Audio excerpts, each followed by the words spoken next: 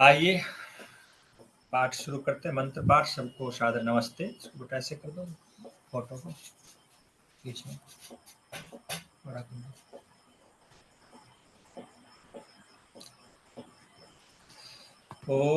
ओम सहना भवतु सहनौ भुनक्तु सह वीर्यं करवावहै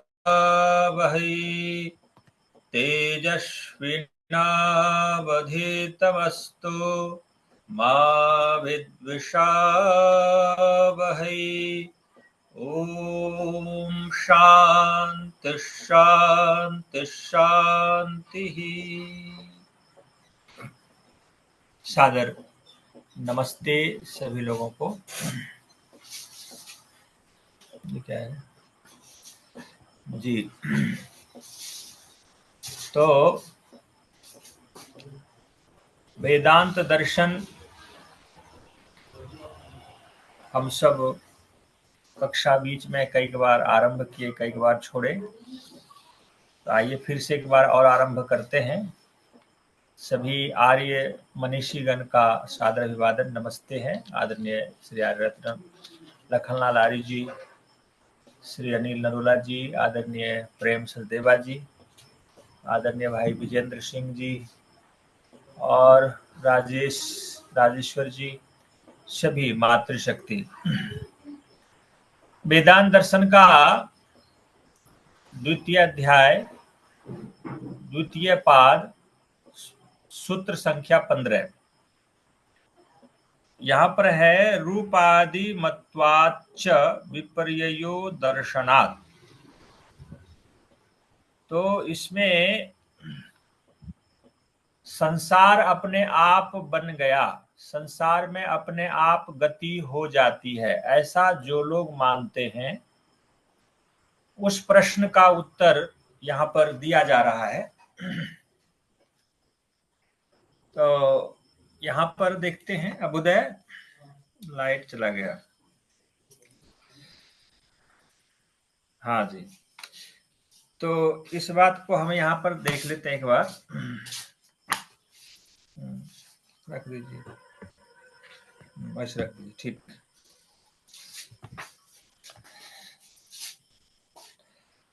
तो इस सूत्र में आया है रूपादि मत्वाद विपर्ययो दर्शनात्। इसका अभिप्राय ये है कि ये जो मूल प्रकृति है सत्व रज तम, इससे जो संसार बना, तो इसमें रूप आदि भी है। और जैसे रूप आदि मूल कारण में यदि है, तभी वो कार्य जगत में देखा जाएगा। कारण में होने से कार्य जगत में आता है। तो कहते हैं रूप आदि विपर्य दर्शनात्। तो मूल कारण में तो रूप आदि है नहीं। जैसे सत्वरज तम को जो वैज्ञानिक लोग मानते हैं कि इलेक्ट्रॉन प्रोटॉन न्यूट्रॉन, इसको इसमें कोई रूप नहीं है, कोई गुण नहीं है। तो रूप गुण, रूप आदि, रूप रस गंध स्पर्श शब्द मूल प्रकृति में नहीं है, लेकिन कार्य जगत जब होता है तो उसमें आ जाता है। ये जो 5 विषय हैं, रूप रस गंध स्पर्श शब्द, तो ये 5 विषय कहां से आया? परमात्मा से तो नहीं आया, जीवात्मा से तो नहीं आया। तो ये रूप रस गंध स्पर्श शब्द, जो षड रस हम खाते पीते हैं, देखते हैं, सुनते हैं, ये शब्द आदि, ये मूल प्रकृति में तो नहीं था, लेकिन कार्य जगत में देखा जाता है। ये प्रश्न आकर के खड़ा कर दिया पूर्व पक्षी ने कि ये विपरीत है, जब मूल प्रकृति में नहीं है तो कार्य जगत में कैसे आ गया? तो इसका जो प्रश्न जब यहां पर उठाया गया, तो कहते हैं, देखिए कि सूत्र में च पद से रूप आदि होने से, रूप आदि रहित होने का ग्रहण है, यह जगत रूप आदि से युक्त है, और परमाणु उसके कारण आदि स्वीकार किए जावे तो वे कैसे हैं? रूप आदि से युक्त हैं या रूप आदि से रहित है? तो यह प्रश्न है। यदि रूप आदि वाले हैं तो उसका विपर्य नित्य का विपर्य अर्थात अनित्य सिद्ध हो जावे, क्योंकि जो रूप आदि हैं वह अनित्य है। प्रश्न यहां पर यह समझने का विषय है कि यदि मूल कारण में रूप आदि माना जाए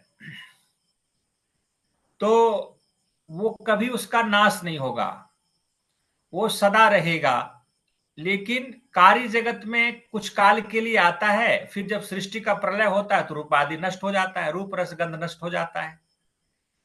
तो ये विपरीत जो कथन है, विपरीत दृष्टिगोचर होता है कि कारण में रूप आदि नहीं है। यदि ऐसा मान लेते हैं तो कार्य जगत में कहां से आ गया?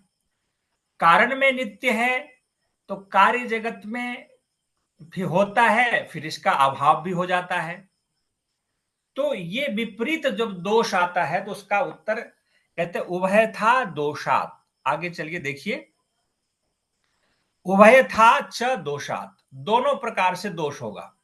यदि नित्य माने तो सदा रहना चाहिए, अभाव कभी नहीं होना चाहिए, और कुछ काल के लिए प्रकट होता है तो फिर कहां से प्रकट होता है? रूप रस गंध स्पर्श शब्द, ये दोनों प्रकार के दोष माने जाएंगे। तो अगले 17वां सूत्र देखिए, अपरिग्रहात च अत्यंतम अनपेक्ष, वेद वेत्ता शिष्ट जनों द्वारा यह स्वतंत्र परमाणु कारणवाद परिगृहित न होने से स्वीकृत न होने से इसकी अत्यंत अनपेक्षा है, अर्थात सर्वथा अनादरणीय है। तो ये सब पूर्व पक्षी का प्रश्न है।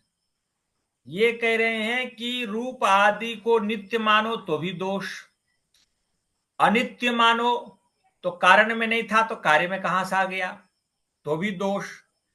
तो वेद वेत्ता, जो वेद के जानने वाले मनीषी लोग हैं, ये रूप आदि को स्वीकार नहीं करेगा, ये इसकी अपेक्षा नहीं रखेगा, इसको एक्सेप्ट नहीं करेगा। ये प्रश्न आकर के खड़ा किया। अब आगे चलता 18वां सूत्र देखिए, समुदाय उभय हेतु के अपि तद अप्राप्ति ही। समुदाय उभय हेतु के अपि, क्षणिकवादियों के मत में यह जगत परमाणुओं का कार्य नहीं, परंतु बाह्य आध्यात्मिक भूत एवं भौतिक चित्त एवं चैत्य समस्त दृश्य जगत का नाम से जो अन्यों के द्वारा कहा जाता है। तो यहां पर यह कहा जा रहा है कि जो क्षणिकवादी है, जो संसार को क्षण में हो गया क्षण में नष्ट हो जाता है, संसार अपने आप हो गया अपने आप नष्ट हो जाता है, जो ऐसा मानते हैं शंकराचार्य आदि के लोग कि ब्रह्म सत्यम जगत मिथ्या, कि ब्रह्म ही सत्य है और संसार क्या है, मिथ्या है, ये हो जाता है फिर नष्ट हो जाता है। तो इन क्षणिकवादियों के मत में जगत परमाणुओं का कार्य नहीं, जगत जो है ये परमाणु से नहीं बना है, ये अपने आप हो गया, ऐसा मान करके जो लोग चलते हैं तो वो कहते हैं कि उनके मत में ये हमेशा अप्राप्त रहेगा, क्योंकि हमें जल पीने का एहसास नहीं होना चाहिए। अग्नि गर्मी के पास, जल आग के पास जाए तो गर्मी नहीं लगनी चाहिए। जब क्षणिकवादी लोग ऐसा ही मानते हैं कि संसार का अपना कोई अस्तित्व तो नहीं है, तो हम फिर जगत में गर्मी अनुभव करते हैं, सर्दी अनुभव करते हैं, सूर्य का प्रकाश अनुभव करते हैं, रूप रस गंध स्पर्श शब्द हम अनुभव करते हैं, ये सब कहां से आया? ये कहते हैं अप्राप्ति होना चाहिए। इसलिए ऐसा मानना क्षणिकवादियों की दृष्टि में संसार असत्य है, क्षणिक है, जो दूषित होगा, दोषपूर्ण माना जाएगा। अब आगे चलते हैं, कहते हैं इतर इतर इतर प्रयत्यत्वात् इति चेत उत्पत्ति मात्र परमात्र निमित्तत्वात्, एक दूसरे का कारण होने, अर्थात पूर्व परमाणु स्कंद पिछले परमाणु स्कंद का समुदाय होने के कारण हो सकेगा। यह अपने से पिछले का, इसी प्रकार अपने से पिछले का क्रम के कारण कहा जाए तो यह भी ठीक नहीं। तो इसमें कई प्रकार के हेतु दिया जा रहा है कि कुछ लोग ऐसा भी मान लेते हैं कि पीछे जो परमाणु था अगला परमाणु को जन्म देकर के अपना स्वरूप को नष्ट कर दिया, फिर अगला को जन्म दिया, अपने स्वरूप को नष्ट कर दिया, आ जाएगा। ऐसा भी हमें नहीं मानना चाहिए, क्योंकि कहते हैं कि एक दूसरे को कारण माने और पूर्व पूर्व नष्ट हो जाए तो फिर उसका कारण अस्थायी हो गया, असत्य से सत्य का भाव नहीं होगा। कारण यदि सत्य है तो कार्य भी सत्य होगा। मैं एक बड़ी बात यहां पर संकेत करना चाहूंगा, जो जैसा अभी हमने अनुभव किया है कि हम जो पेड़ देखते हैं, बड़ा बड़ा बट वृक्ष, पीपल का पेड़, तो ये पेड़ बीज में था या नहीं था, ऐसा यदि माना जाए तो कुछ लोग ऐसा मानते हैं कि पेड़ नहीं था अब प्रकट हो गया, सूर्य नहीं था सूर्य प्रकट हो गया। तो कारण में वो सामर्थ्य था सूर्य बनने का परमाणुओं में, सृष्टि के सत्वस्तंभ में। बट वृक्ष के बीज में बट वृक्ष का पेड़ का सामर्थ्य था, तभी वो पेड़ बना। तो सामर्थ्य के रूप में तो एक्सेप्ट करना पड़ेगा कि ये संसार में जो कुछ भी दिखाई दे रहा है ये सब कभी नाश नहीं होता, सदा रहता है, कभी उभरा हुआ रहता है, कभी अप्रकट रहता है। व्याकरण में एक सूत्र आता है अदर्शनम लोप, कि लोप किसको बोलते हैं, जिसका अदर्शन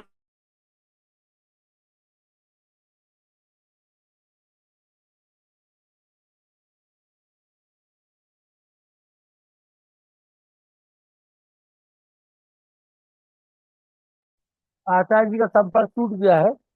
नेटवर्क प्रॉब्लम हमें लगता है कुछ हो रही होगी। जी आचार्य जी। आचार्य प्रधानमंत्री जी, आज बहुत दिनों के बाद हमारे पेरिस प्रधान जी अलीगढ़ से जुड़े हुए हैं। राकेश जी, नामदेव जी, राजेश मीना आर जी और राजेंद्र केवट नेपालगंज से, पवन सोनी जी काफी लंबे समय के बाद आज जुड़े हैं। डॉक्टर रामा बहन जी मेरठ, चंद्रशेखर शर्मा जी भी अपने आ गए हैं। कल याद कर रहे थे हमारे वेद प्रकाश शर्मा जी आपको। आचार्य प्रधानमंत्री जी, और पहली बार डॉक्टर संतोष कुमार जी हमारे ललितपुर से जुड़े हुए हैं। डॉक्टर संतोष कुमार झा जी, पहली बार आज उनका जुड़ना होगा, उनका भी स्वागत है। जो भी आप लोगों के मन में शंकाएं हो कार्यक्रम के बाद जरूर जो है उनका निराकरण करें। आचार्य प्रधानमंत्री जी, मेरी आवाज सुन पा रहे हैं? आचार्य प्रधानमंत्री जी, प्रेम सचदेवा जी,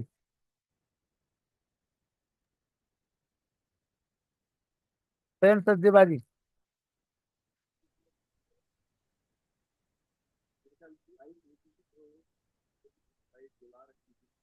प्रेम सचदेवा जी, आवाज नहीं आ रही आपकी। राजेश्वर भैया की आवाज आएगी। राजेश्वर भैया। वहां पर लाइट नहीं थी, जी तो जी। हो सकता है कि वो उनका वो खत्म हो गया हो, बैटरी वगैरह, तो हाँ इसलिए शायद संपर्क नहीं हो रहा। तो अभी आचार्य जी क्षणिकवाद के बारे में बता रहे थे। असल में ये वैशेषिक दर्शन जो है ये परमाणुओं से शुरू होता है। भौतिक विज्ञान है ये। तो इसमें जैसे सांख्य दर्शन में सत्व रजस तम ये तीन तत्व होते हैं, तो इसमें तीन तत्व नहीं, तीन तत्वों से बना हुआ जो परमाणु जो दिखता है, मतलब सूक्ष्म होता है हालांकि, लेकिन वो परमाणु की स्टेज में होता है। तो इसलिए ये वैशेषिक दर्शन वहीं से ही शुरू करते हैं इसको। तो अभी यही बता रहे थे कि जो परमाणु है वो दिखते नहीं, तो वो कैसे, दो स्टेजेस हैं, परमाणु दिखते नहीं लेकिन वो उनसे बने हुए पदार्थ दिखते हैं। तो ये शंका हो रही है पूर्व पक्षी को कि जैसे पदार्थ दिखते भी हैं और नहीं भी दिखते हैं, तो वो कई पक्ष रखता है कि पदार्थ बनते कैसे हैं, कि पिछला परमाणु है उससे अगला परमाणु बना। तो अगर पिछला परमाणु बना तो वो उसका नित्यता होनी चाहिए ना, एक एक जगह तो ठहरेगा, नहीं तो पिछला पिछला नष्ट होता जाएगा, तो वो कहीं तो फिर अभाव हो जाएगा उसका। तो अभाव से भाव तो बनता नहीं है, भाव से कोई, अभाव से कोई चीज नहीं बनती। इसलिए जो जो परमाणु है उसको अनित्य मानना ठीक नहीं है, ये नित्य ही होना चाहिए। एक जगह कहीं पर नित्य उसको रखना ही पड़ेगा। तो ये क्षणिकवाद वाले कहते हैं कि नहीं, वो जो है वो कोई भी चीज जो है वो पिछली खत्म होती है आगे चल पड़ती है, पिछली खत्म आगे चल पड़ती है। तो इस तरह जो है पूर्व पक्षी अभी तक बता रहा है। तो यही अभी चल रहा था प्रश्न जो है। तो वो जुड़ नहीं पा रहे थे। आचार्य प्रेम प्रकाश शास्त्री जी, आचार्य प्रेम प्रकाश शास्त्री जी अश्विनी कन्नौज से जुड़ गए हमारे शिक्षक साथी। प्रेम प्रकाश शास्त्री जी भी आ चुके हैं। आचार्य प्रेम प्रकाश शास्त्री जी, आचार्य प्रेम प्रकाश शास्त्री जी, आचार्य प्रभामित जी का थोड़ा सा नेटवर्क प्रॉब्लम हो रहा है। प्रेम प्रकाश शास्त्री जी, हाँ जी जी जी, आइए जी। अश्विनी जी,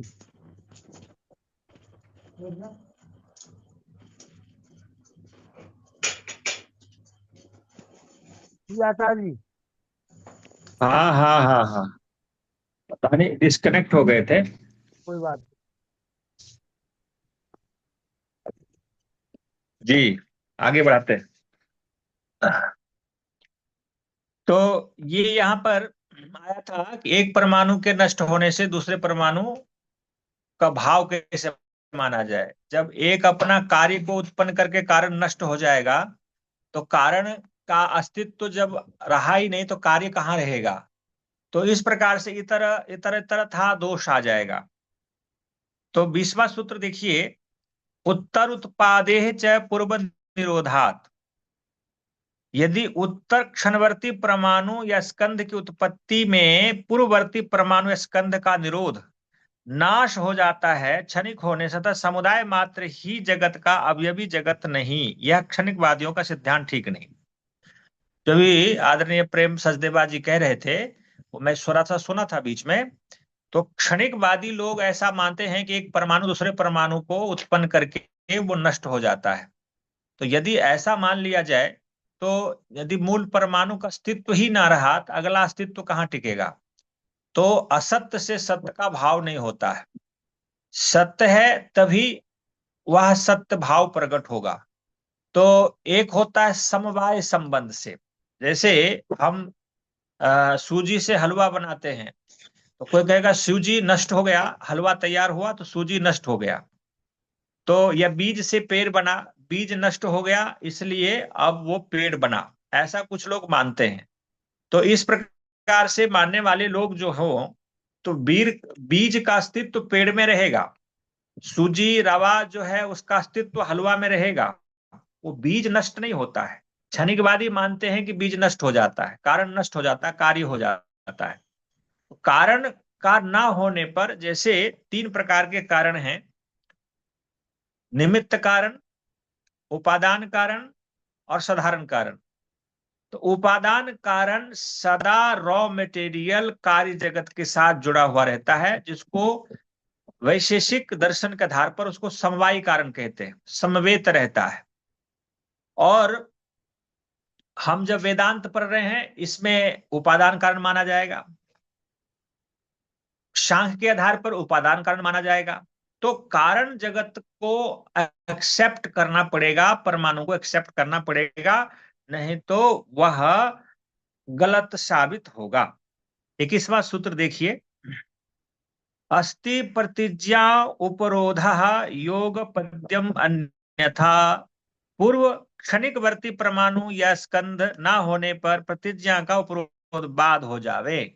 उसी बात को और कहते हैं कि यदि पूर्व परमाणु को, मूल कारण को एक्सेप्ट ना किया जाए तो आगे उत्तर जो कार्य जगत है उसका भी बाधा होगी। 1 नंबर चलाइए। तो ऐसा इन्होंने कह दिया 21वां सूत्र में।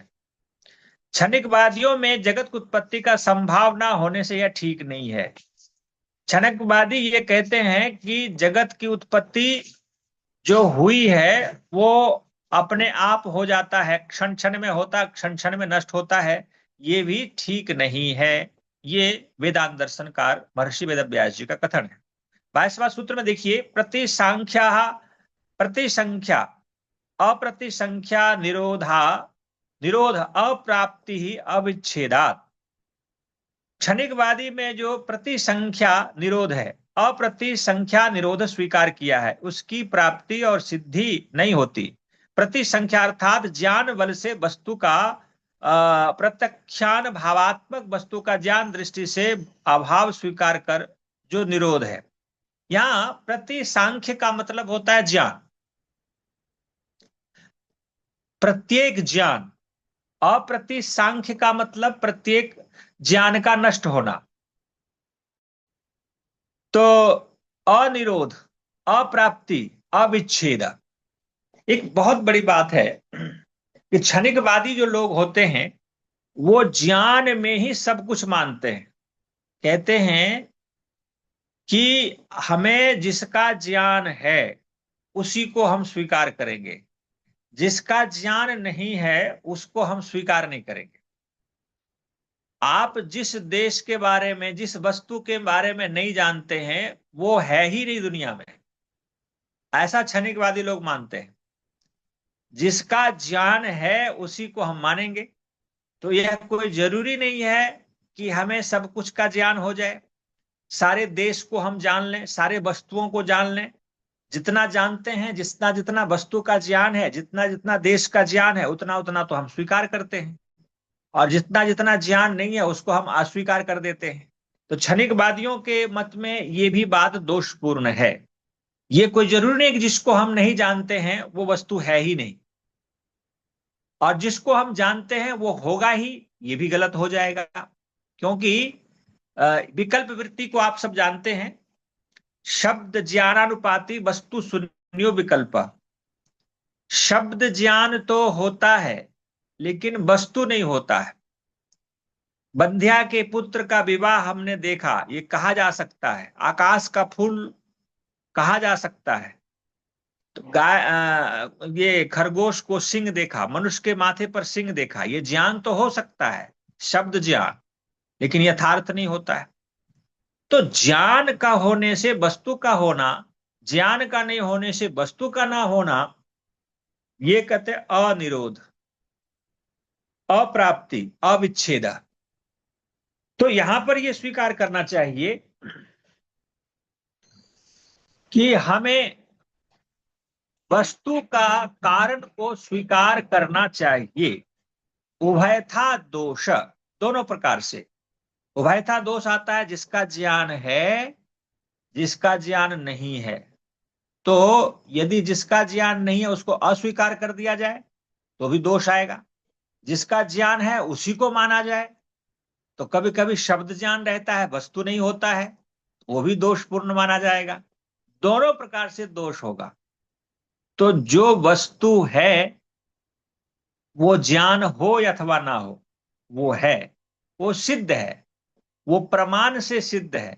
तो प्रमाण जो 8 प्रमाण है, प्रत्यक्ष, अनुमान, उपमान, शब्द, ऐतिह्य, अर्थापत्ति, संभव, अभाव, जो ये 8 प्रमाण हैं। और महर्षि दयानंद सत्यार्थ प्रकाश में सत्य की कसौटी पर जो सृष्टि क्रम के अनुकूल हो, वेद के अनुसार हो, परमात्मा के गुण कर्म स्वभाव के अनुसार हो, आप्त पुरुषों के कथन हो, ये भी तो एविडेंस। हमने सृष्टि के कारण सत्व रज तम को हम नहीं आंख से देख सकते, लेकिन उसको हम नहीं स्वीकार करेंगे। हमने परदादा को नहीं देखा, क्या उसको हम स्वीकार नहीं करेंगे? तो यहां पर ये दोनों प्रकार से दोष प्रकट होगा, ज्ञान हो अथवा ना हो।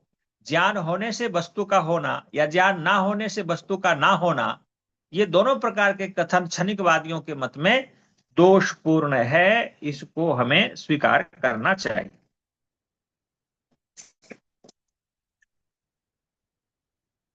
अगला 24वां सूत्र देखिए, आकाशे च अविशेषात्। आकाश के प्रसंग में वैनाशिकों, वैनाशिक कहते हैं जो क्षणिकवादी के मत हैं, जो विनाशील मानते हैं, एक परमाणु दूसरे परमाणु को उत्पन्न करके वो नष्ट हो गया, ऐसा जो कोई मानते हैं वो वैनाशिक। तो उसके मत में दोष आ जाएगा, क्योंकि अविशेष आकाश जो है, अविशेष अर्थात समानता से प्रतिसंख्या निरोध, अप्रतिसंख्या निरोधक कारण उनके मत की समानता से वैनाशिक, क्षणिक आदि, प्रतिसांख्य निरोध, अप्रतिसांख्य निरोध और आकाश, इन तीनों पदार्थों का भाव मात्र निरूपाक्ष, अनिर्वचनीय है। अच्छा, यहां पर देखिए जो भाष्यकार ने किया है, थोड़ा कठिन शब्दों का प्रयोग किया है। मैं सरल भाषा में प्रयास करता हूं कि आपको समझा दूं। आकाशे आकाश में च अविशेषा, आकाश क्या है? अविशेष है। अब आकाश का कोई रूप होता है, सत्यार्थ प्रकाश पढ़ लीजिए, तो उसमें ऋषि दयानंद ने इसका उत्तर दिया है, जल में नीला नीलापन आकाश है, या ऊपर देखते हैं धुंधलापन दिखाई देता है, वो भी आकाश है। तो वो आकाश नहीं है, वो तरश्रेणुओं का जो धूल कण है, वो धुंध हमें दिखाई देता है। और जो नीलापन है वो बादल है, जल समूह है जो हमें दिखाई देता है। आकाश की कोई विशेषता नहीं है, आकाश का कोई चिन्ह नहीं है। तो क्या आकाश को ना माना जाए? आकाश का मतलब है स्पेस, आकाश का मतलब जो खाली स्थान है वो आकाश है। तो अब वो आकाश को इस रूप में देखा जाए कि कोई कहते हैं आकाश को हम नहीं मानेंगे, आकाश को आप नहीं मानेंगे तो भी आकाश का अस्तित्व का अभाव होगा, ऐसा नहीं है। हाँ जी,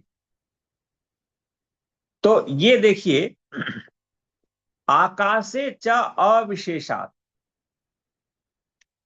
आकाश में कोई अपना पहचान नहीं है, कोई लिंग नहीं है, फिर भी आकाश का अस्तित्व है। अब उसमें एक एग्जाम्पल दिया है जो तैत्तरीयोपनिषद का है, तस्माद व एतस्माद् आत्मना आकाश संभूतः, आकाशात वायु, वायु अग्नि, अग्नि आपा, आपः अद्भयः, अद्भय औषधया, औषधया अन्न रश्मयः पुरुषः। इस प्रकार से तैत्तरीयोपनिषद का वचन सत्यार्थ प्रकाश में भी महर्षि दयानंद ने वर्णन किया।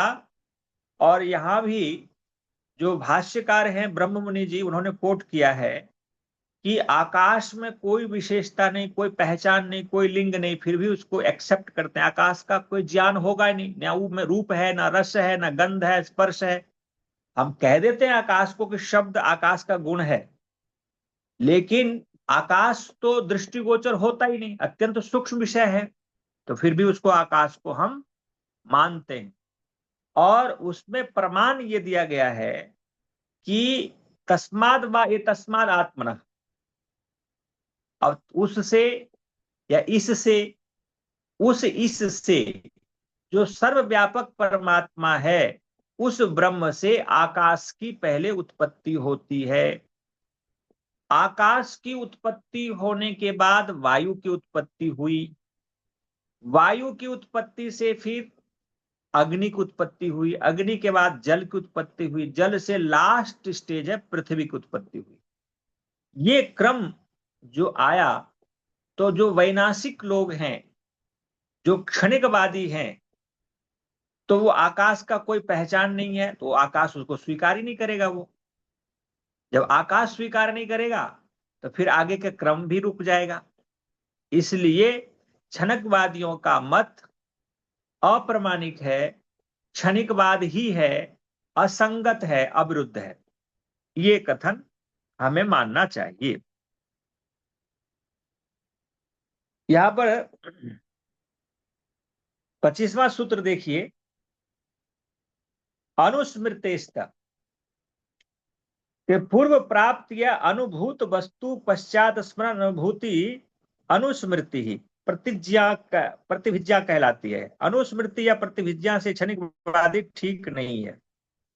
अब एक बार आप क्षणिकवादियों को उत्तर दे रहे हैं महर्षि वेद व्यास जी, जैसे वो कहते हैं कि एक ज्ञान दूसरे ज्ञान को उत्पन्न करके पहला ज्ञान नष्ट हो गया, एक कण एक परमाणु दूसरे परमाणुओं को उत्पन्न करके अपना अस्तित्व को नाश कर दिया।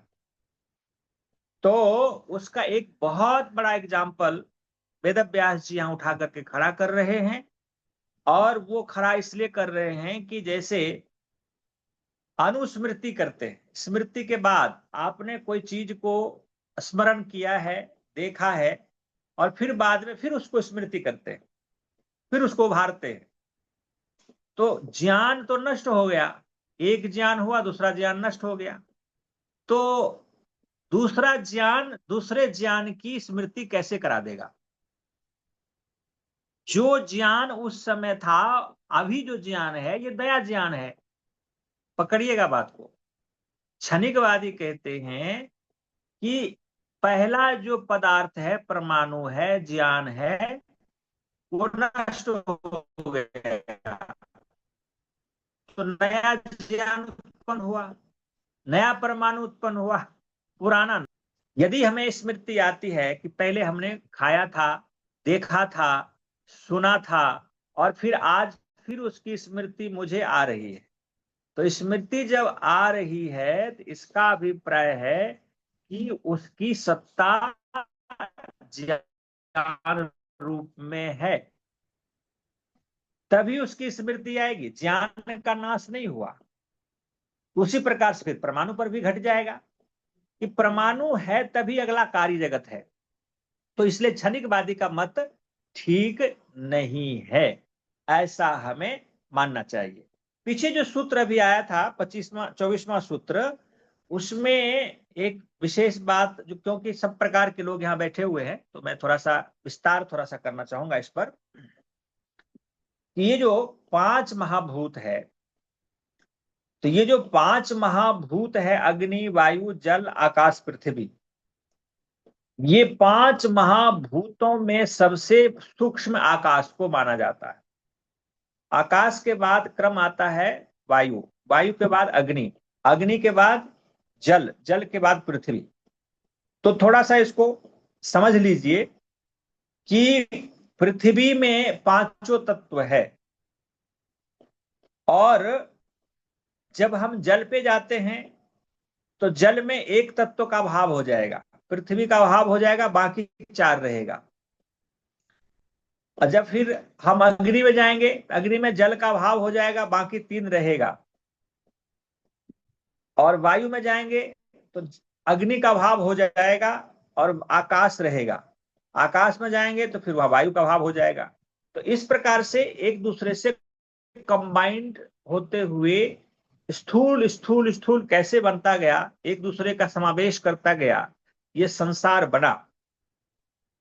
तो अब सबसे स्थूल है पृथ्वी, और पृथ्वी में 5 महाभूत सम्मिलित है। अग्नि भी है, जल भी है, आकाश भी है, वायु भी है। ऐसे वैशेषिक कार्य ने इसको नहीं माना है। वैशेषिक कार्य ने आकाश को और वायु को अलग कर दिया। तो वहां वो विश्लेषण का विषय है, वहां कुछ दार्शनिक तथ्य है, उसको हम समझेंगे।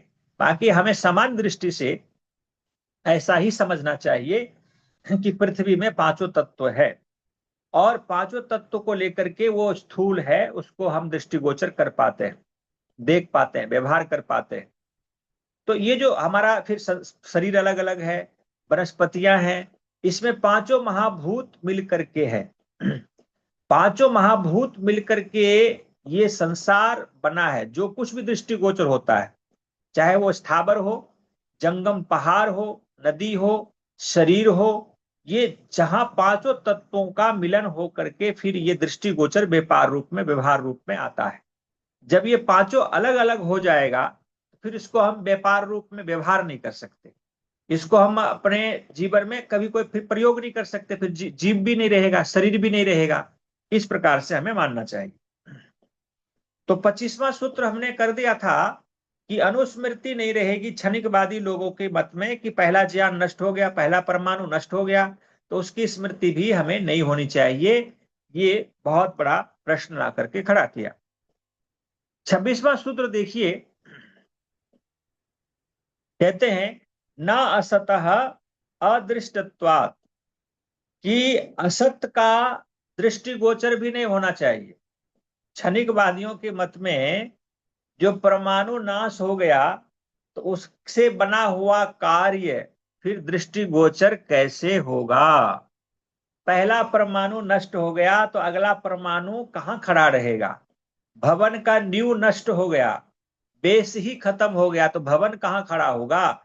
तो न असतः, अधिक कारण नहीं है, तो अदृष्टत्वात्, ये कार्य का भी दृष्टि नहीं, गोचर नहीं होना चाहिए। कार्य जगत हमें दिखाई देता है तो इसका मतलब उसका कारण भी है। ये वेदांत दर्शनकार महर्षि वेदव्यास जी का मत है। अब वेदांत दर्शन का भाष्य शंकराचार्य जी ने किया। शंकराचार्य जी के अनुयायी लोग कहते हैं कि ब्रह्म सत्यम जगत मिथ्या। अब इतने सारे सूत्र आ रहे हैं सृष्टि को प्रमाणित करने के लिए, कार्य जगत को प्रमाणित करने के लिए कारण जगत को एक्सेप्ट करवाया जा रहा है। फिर भी पता नहीं कैसे भाष्य किया गया, जिन्होंने कारण जगत को भी अस्वीकार कर दिया कि ये सब कुछ संसार परमात्मा से ही प्रकट हुआ और परमात्मा में ही फिर विलीन हो जाता है। तो महर्षि दयानंद को कोई वेदांती ने कहा ना कि तू भी ब्रह्म, मैं भी ब्रह्म, खम शब्द ब्रह्म, जो भी है, जो भी दृष्टिकोण सब ब्रह्म है, और ब्रह्म से ही संसार प्रकट होता है और ब्रह्म में ही लीन हो जाता है। तो स्वामी दयानंद ने कहते हैं एक तमाचा लगा दिया तो उसको कहते क्या करते हो, तो इतने बड़े सन्यासी होकर के तूने एक चमाटा लगा दी। कहा किसको मारा? किसने मारा? ब्रह्म ने ब्रह्म को मारा, फिर दुख कैसा? तू भी ब्रह्म, मैं भी ब्रह्म। तो ऐसा होता नहीं है। ब्रह्म अलग है, जीवात्मा अलग है, और मूल प्रकृति अलग है। सब कुछ ब्रह्म से प्रकट नहीं हुआ। इस बात को 26वां सूत्र कहता है न असतः अदृष्टत्वात्। यदि कारण नहीं है सृष्टि का, अपने आप हो गया या ब्रह्म से प्रकट हो गया, तो ये दोनों प्रकार से दोष माना जाएगा। कि ब्रह्म विकारी माना जाएगा, ब्रह्म से यदि मान लेते हैं ब्रह्म में विकार आया, ब्रह्म से संसार बन गया, तो संसार भी चेतन होना चाहिए, ये भी दोष आ जाएगा।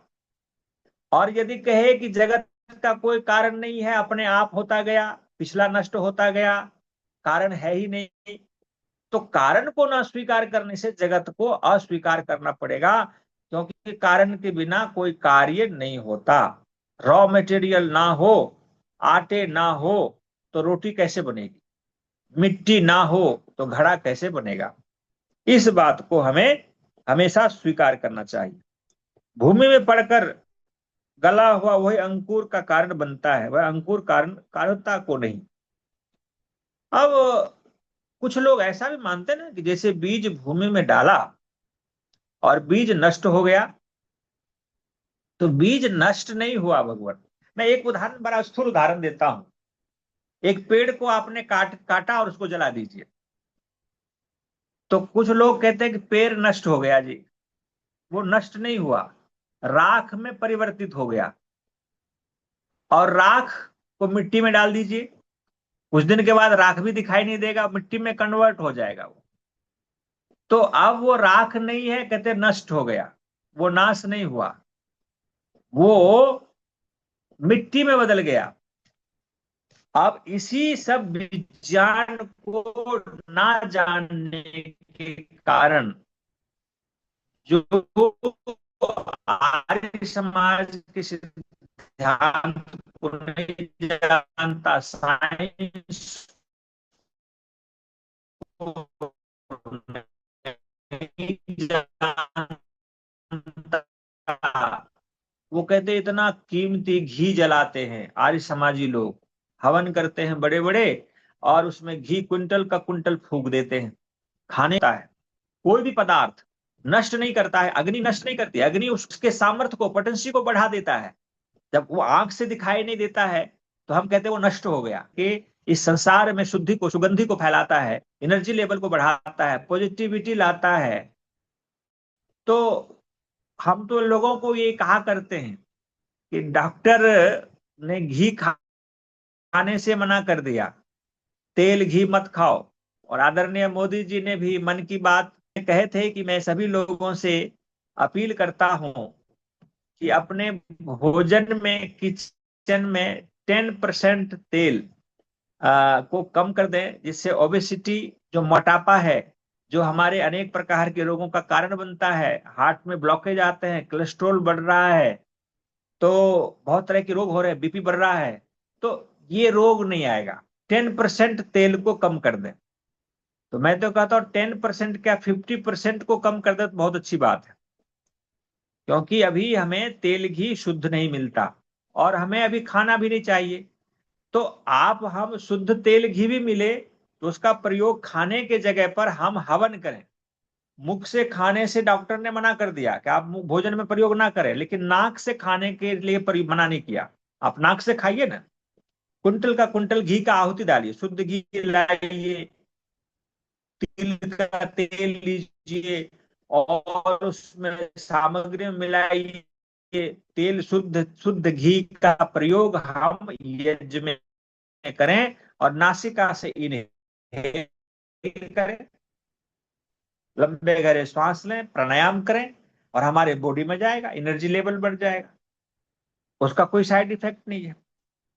तो यहां पर जो क्षणिकवादी लोग हैं वो ये कहना चाहते हैं कि असत जो पूर्व कारण नष्ट हो गया तो कार्य जगत भी कैसे दिखाई देगा, कारण ही जिसका ना रहा, असतः अदृष्ट नहीं होना चाहिए। आगे, उदासीनानाम अपि चैव सिद्धि, यदि असत से सत, अभाव से भाव उत्पन्न हो जाए तब उदासीनों अर्थात ना प्रयत्न करने वाले मनुष्यों की भी कार्य सिद्धि या वस्तु सिद्ध हो जावे। एक बहुत बड़ा यहाँ पर व्यंग किया गया है, व्यंग है सूत्र में, व्यंग्यात्मक प्रयोग वेद व्यास जी कर रहे हैं कि यदि कोई व्यक्ति ऐसा मानता है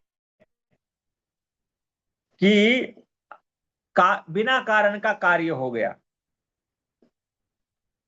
अर्थात अभाव से भाव हो गया, कारण नहीं था, कार्य हो गया, अपने आप हो गया, यदि ऐसा एक्सेप्ट कर लिया जाए तो जो काम करता है उसकी कार्य सिद्धि तो होती है, और जो काम नहीं भी करता उसका भी कार्य सिद्ध हो जाए। क्योंकि बिना कर्म का फल मिलने लग जाएगा। जब बिना कारण का कार्य होता है, कारण का अभाव है, कार्य हो गया, तो बिना पुरुषार्थ का भी फल सबको मिलेगा। फिर इतना मेहनत करने का, पुरुषार्थ करने की क्या आवश्यकता है कि हमें धर्म करना चाहिए, धन कमाना चाहिए, मोक्ष प्राप्त करना चाहिए, अपने आप सब होता जाता। जब कारण के बिना कार्य हो सकता है, सृष्टि बन सकती है, तो बिना पुरुषार्थ का भी फल हमें प्राप्त होने लग जाएगा। तो उदासीन जो हैं, जो हाथ पे हाथ रख करके बैठे हैं, अकर्मण्य लोग, जो काम नहीं करना चाहता है, तो कहते उसका भी सिद्धि हो जाएगी, वो भी सफल होने लग जाएगा। तो वेद में परमात्मा का उपदेश भी व्यर्थ हो जाएगा। कुर्वन्नेवेह कर्माणि जिजीविषेक्षतम् समः। कर्म करते हुए हमें 100 साल जीने की इच्छा करनी चाहिए। तो कर्म करते हुए 100 साल जीने की इच्छा करने का उपदेश परमात्मा का व्यर्थ। क्यों? क्योंकि क्षणिकवादी मानते हैं कि बिना कारण का सृष्टि बन जाता है, इसका कोई कारण नहीं। और परमात्मा सृष्टि बनाने के लिए मजबूर है। परमात्मा सृष्टि बनाना नहीं चाहता है, मैं ऐसा शब्द प्रयोग कर रहा हूं, अन्यथा नहीं लेंगे। हमारा कर्माशय है, हम ऐसे ऐसे विचित्र विचित्र कर्म कर रखे हैं, संस्कार है। तो परमात्मा को ना चाहते हुए भी सृष्टि को विचित्र बनाना पड़ता है। कर्म वैचित्र्यात् सृष्टि वैचित्र्यम।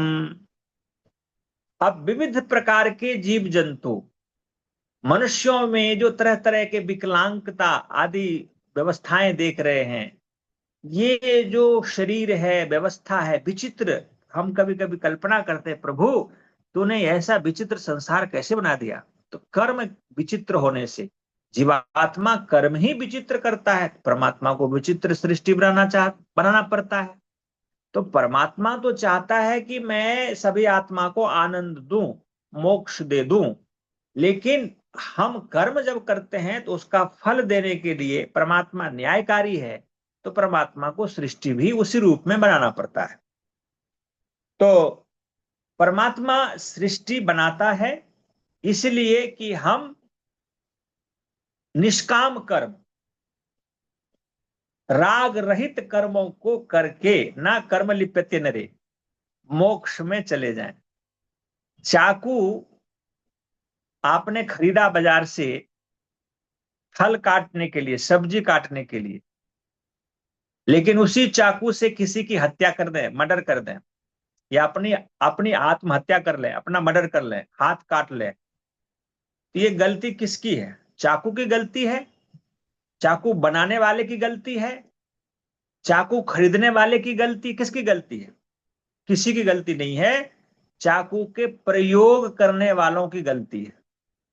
उन्होंने इस चाकू का प्रयोग किस प्रकार से किया? बुद्धि से करता, विवेक से करता तो इसका लाभ मिलता, सुख मिलता। और जब अविवेक पूर्वक, अज्ञान पूर्वक प्रयोग किया तो वो दुख इससे भोगने लग गया। तो अब संसार परमात्मा ने बनाया, अब इसको भोगने की तरीका हमें नहीं आता है। क्या नहीं आता है? हमें खाना नहीं आता है, हमें बोलना नहीं आता है, हमें सोचना नहीं आता है, हमें व्यवहार करना नहीं आता है। हमें क्या बोलना चाहिए, क्या नहीं बोलना चाहिए, इस पर कोई कंट्रोल नहीं। क्या सोचना चाहिए, क्या नहीं सोचना चाहिए, इस पर कोई कंट्रोल नहीं। क्या खाना चाहिए, क्या नहीं खाना, ये तो स्थूल है। और खाने में भी हम राग उत्पन्न कर लेते हैं, उसमें मजे लेने लगते हैं, तो हमें सजा होने लग जाती है। राग होगा, संस्कार बनेगा। खाने का मना नहीं है, देखने का मना नहीं है, सुनने का मना नहीं है, उसमें आसक्ति का मना है। ना कर्म लिप्यते नरे, इसका अभिप्राय यह होता है कि हमें कर्म में लिप्त नहीं होना चाहिए। बस संसार में एक योगी व्यक्ति संसार का जो सुख ले लेता है उदासीन भाव से, वो भोगी क्या लेगा? तो किसी कवि ने बड़ा ही सुंदर लिखा ना, भोगे रोग भयम कुले च्युति भयम वित्ते निर्पलाद भयम मौने दैन्य भयम बले रिपु भयम काये कृतांताद भयम। तो यहां पर कहते हैं ये सब कुछ भय से ग्रसित है। वैराग्य में वा भयम, जब वैरागी बन जाता है व्यक्ति, राग रहित तो हो जाता है, उसको किसी चीज का भय नहीं है। वो खाएगा भी, पिएगा भी, देखेगा भी, सुनेगा भी, संसार में रहेगा, लेकिन संसार से अलग रहेगा। क्यों? क्योंकि वो वासना से रहित होकर के, आसक्ति से रहित होकर के कर्म करता है। तो हमें इस संसार में जीना नहीं आता है। जिस दिन हमने जीना सीख लिया तो संसार हमारे लिए उपादेय हो जाता है, हमारी आयु लंबी हो जाती है, स्वस्थ जीवन हो जाता है, और संसार का से हुए धर्म अर्थ काम और फिर अंत में मुक्ति को भी प्राप्त कर जाते हैं। तो मैं प्रसंग से इस बात को रखा कि हमें ज्ञान के आधार पर विवेक प्राप्त करके संसार में जीना चाहिए। यहां पर प्रसंग ये चल रहा था कि बिना कारण का कार्य होगा, अभाव से भाव की उत्पत्ति होगी। तो जो कर्म नहीं करता उसको भी फल मिलना चाहिए, क्योंकि बिना कारण के कार्य हो रहे हैं तो बिना कर्म के फल भी मिलने चाहिए। ये व्यंग किया गया, जो कि ऐसा नहीं होता। इसलिए क्षणिकवादियों, शून्यवादियों, इस बात को स्वीकार करो कि कारण है तभी कार्य है। भाव से भाव की उत्पत्ति होगी, अभाव से भाव की उत्पत्ति नहीं होगी। इसलिए है पहले, फिर दूसरा कार्य होगा। ये बातें स्पष्ट हो गई। तो ठीक है, थोड़ा सा एक सूत्र और बढ़ा देता हूं। किसी के मन में कोई प्रश्न आ जाए तो कर सकते हैं। किसी के मन में कोई, न भावे उपलब्धे। जी। मैंने कहा किसी के मन में कोई शंका हो तो वो पूछ सकता है। जब पहली बार जुड़े काफी लोग। हाँ, कोई शंका हो तो कर सकते हैं, आपका स्वागत है। डॉक्टर संतोष कुमार जी झा, ललितपुर। डॉक्टर साहब हमारे असली जी कन्नौज।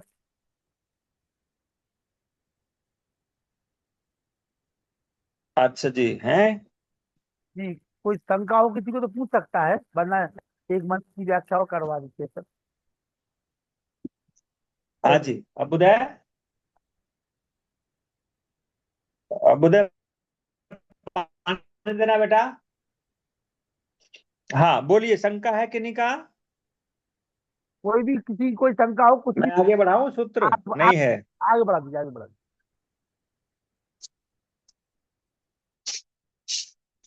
पानी पानी जी। डॉक्टर संतोष कुमार जी, अश्विनी कन्नौज। अगला सूत्र है, खोल दीजिए।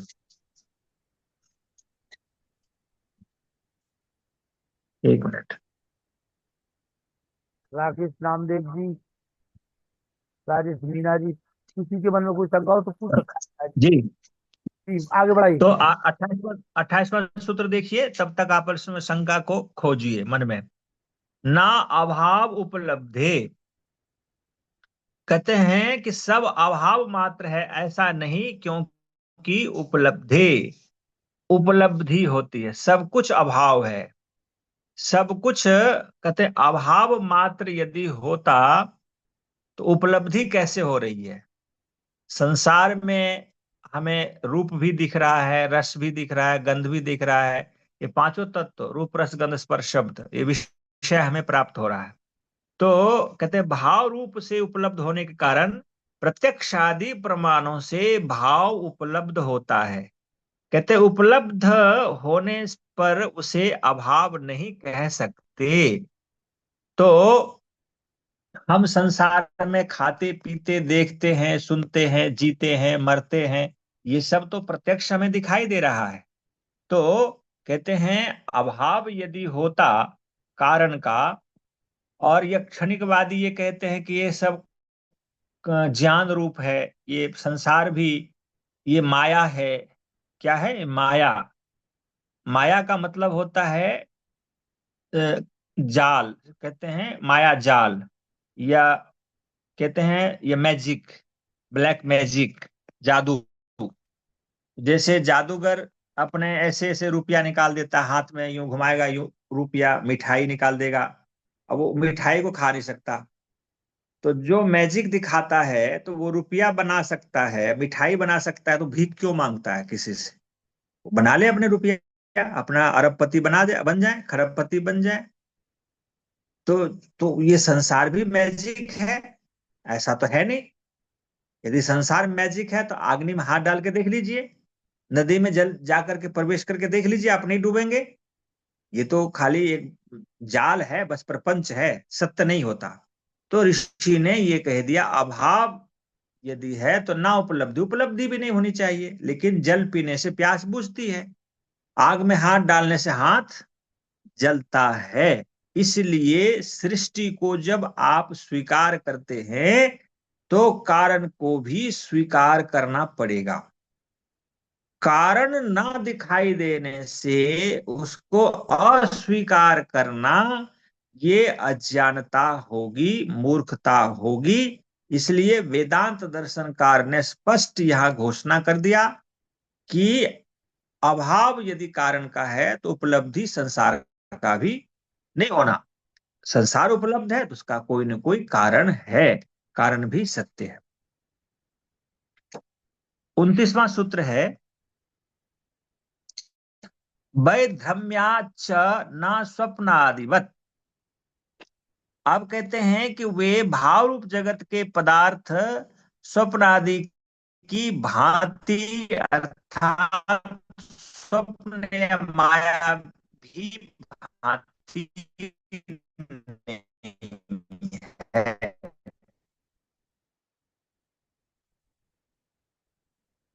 अब कोई व्यक्ति संसार को देखते हैं, जगने के बाद वो सब नष्ट हो जाता है, लेकिन जगने के बाद कुछ भी नहीं रहता आपके पास। तो ऐसा यदि कोई व्यक्ति कहता है तो इसका भी गलत है, ये कथन गलत है।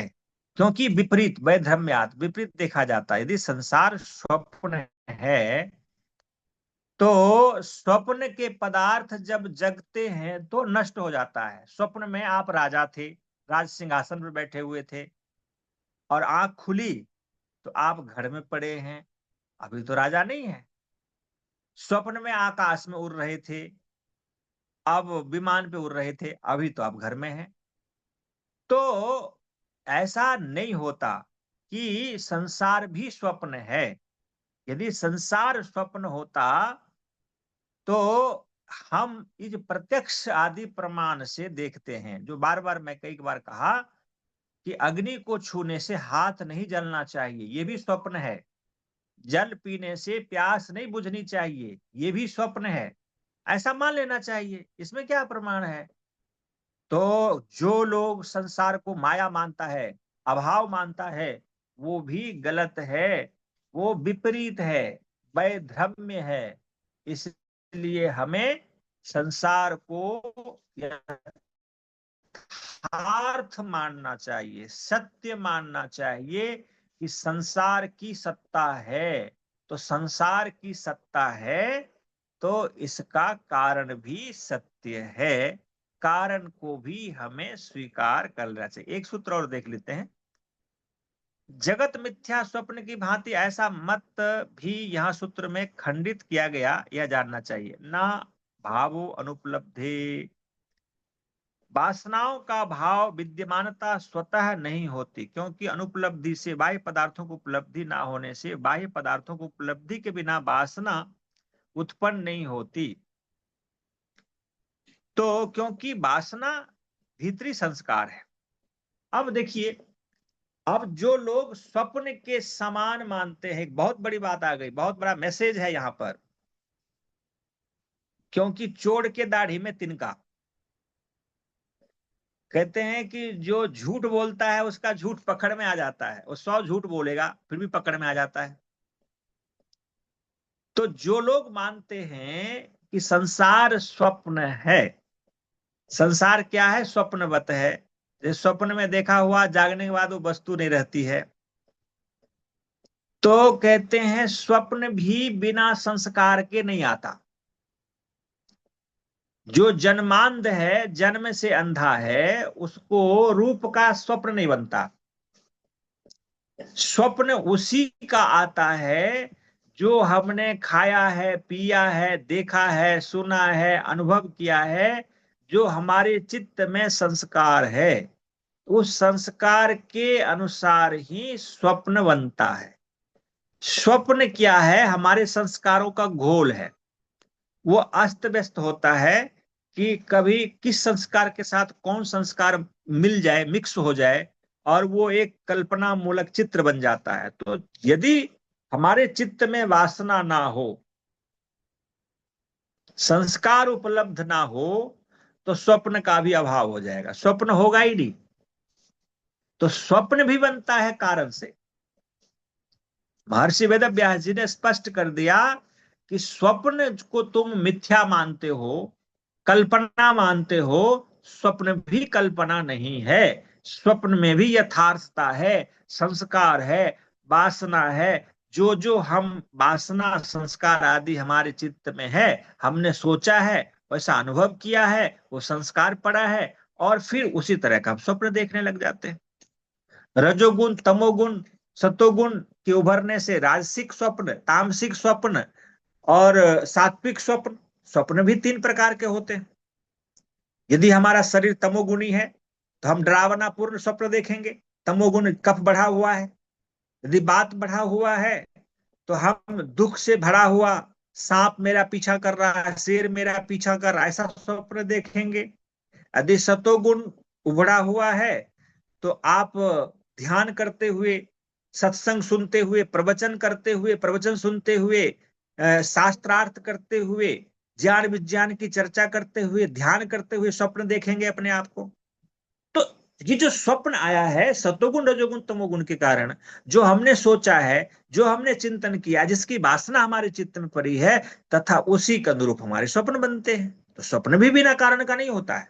इसलिए जो लोग जगत को स्वप्न मानता है, बिना कारण वाला मानता है, वो निराधार है, उसकी बात स्वयं खंडित है।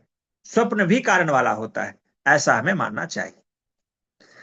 तो आज 30 सूत्र रखते हैं, 15 से लेकर 30 सूत्र तक आए हैं। और इन सारे सूत्रों में कहीं भी कोई शंका हो तो कोई पूछे, या इससे हट करके भी कोई विषय से हट के पूछना चाहें पूछ लें, नहीं तो विराम करते हैं। और आगे इस सूत्र को कंटिन्यू प्रयास रहेगा कि करते रहे, आगे बढ़ाते रहे, इसको आगे समापन की ओर ले चले। डॉक्टर संतोष कुमार झा जी को जी दीजिए। आचार्य किसी भी प्रश्न का उत्तर, कोई भी शंका आपकी हो मन में, अश्विनी कन्नौज जी, डॉक्टर संतोष कुमार झा जी, ललितपुर। मेरी आवाज सुन पा डॉक्टर संतोष कुमार जी? डॉक्टर संतोष कुमार झा जी, सम्मानित चंद्रशेखर शर्मा जी, स्वागत है आपका। कोई मन में शंका हो किसी प्रकार की? बहुत याद आ रही थी आपकी आदत हम लोगों को। नहीं, कोई शंका नहीं है। आपके प्रवचन इतने अच्छे होते हैं कि सब कुछ समझ में आ जाता है ईश्वर की कृपा से। और लखन जी का प्रेम बहुत अच्छा है। मैं धन्यवाद देता हूँ कि आपने शायद कल मुझे याद किया, तो आज ईश्वर की कृपा हुई और मैं आप लोगों से जुड़ा। और मुझे जुड़ने का लाभ ये हुआ कि आचार्य जी के दर्शन हो गए, जिनकी मैं बड़े हृदय से सम्मान करता हूँ। आपके अपने संतों में इनका मेरे हिसाब से सर्वोच्च स्थान है। वैसे तो सभी एक से बढ़कर एक है, और मैं इनको विशेष जो है धन्यवाद, धन्यवाद, धन्यवाद भाई चंद्रशेखर जी, आपका धन्यवाद। और बीच में आपके पिताजी का भी स्वर्गवास हुआ, तो उसके लिए शुभकामनाएं, बहुत श्रद्धांजलि पिताजी के प्रति। और बीच में मैसेज आया था आपका। हाँ जी, प्रेम सत्य भाई, शांति पाठ करा दी।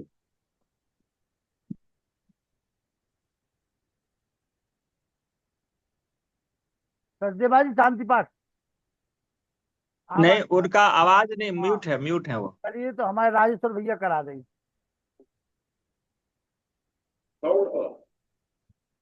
ओम ओम जय शांति अंतरिक्षं शांति पृथिवी शांति आपः शांति औषधया शांति वनस्पतया शान्तिर्विश्वे देवा शान्तिर्ब्रह्म शान्तिः सर्वं शान्ति शान्तिरेव शान्ति सामा शान्तिरेधि ओम शांति शांति शांति।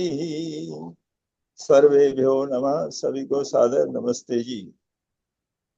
नमस्ते, सबको सादर नमस्ते। नमस्ते। ठीक है, फिर कल मिलेंगे जी। ओम। नमस्ते। कल पुनः मुलाकात होगी आचार्य जी से। जी, कल मिलते हैं, कल मिलते हैं।